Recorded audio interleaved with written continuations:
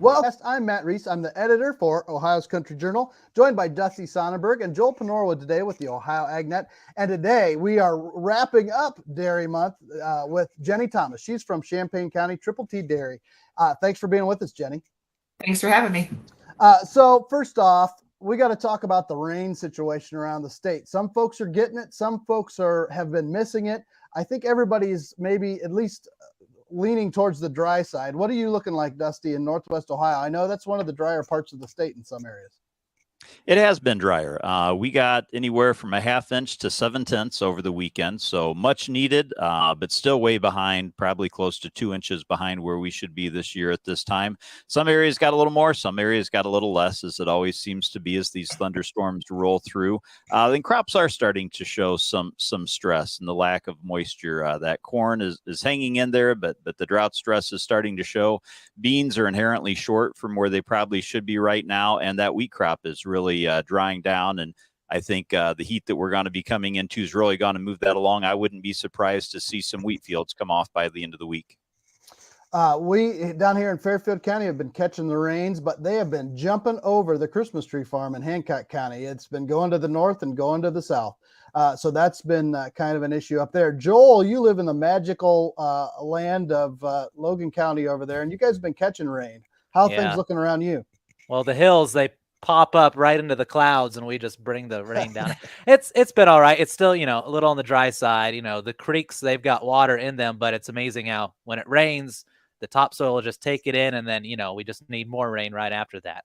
And so I don't live too far away from Jenny. And Jenny, how has the rain been over your way? Little, I guess you're still in the hills, but we're in the Alps of Champaign County, as it's referred to. But yeah, we've gotten some key rain finally. Things are looking much better around here, but like Joel said, it's just sucking it right in. And we got a little bit of a rain yesterday. Luckily, we didn't get the terrible storms that they were calling for. We didn't have the wind, we didn't have the hail, so we'll take the rain as a win.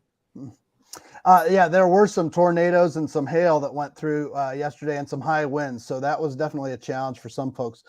Talking about the rain is Lawrence Onweller. I talked to him for the Between the Rows feature, and that's brought to you by Seed Genetics Direct.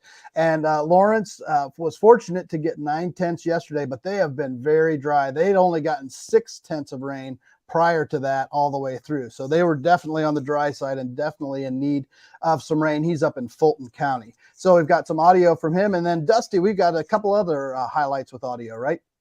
We do. Dale Minyo has been on the road again with the Grow Next Gen project. That's a project of the Ohio Soybean Council, an educational project bringing agricultural education to teachers and students across the state.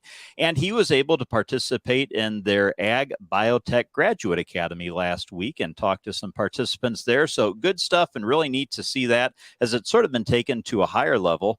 He also had a chance to catch up with Dr. Yael Vodovots. She's a chemist and a food scientist with the College of Food, Ag, and Environmental Sciences at Ohio State. Really interesting research as she's working across the university with different departments and schools trying to make foods healthier. And that funded a lot by the Ohio Soybean Council, as well as they're looking at taking soybean flour, of all things, and being able to insert that into different food products to maintain the quality and the taste and the flavor of those products, but add additional nutrition. So Dale has more information on that, and that'll all be coming up as well. And then we're going to talk much more with Jenny, who is just your whole life is immersed in dairy. In fact, you were out in the barn today with a little bit of a surprise, right? Yeah, every day is a surprise when you have livestock. But Jenny's involved with a small dairy that produces milk for sour cream and for Chipotle, also does dairy photography, and a lot of very active family in the show dairy industry as well. So we got a lot to talk about with Jenny to wrap up our June Dairy Month. And so we'll have plenty of that coming up next in the podcast. Be sure to tune into that and check out our link in the video here in the comments, and also in Digital Dale email that'll be coming out today. So check that out. Thanks all for tuning in to the Ohio AgNet podcast.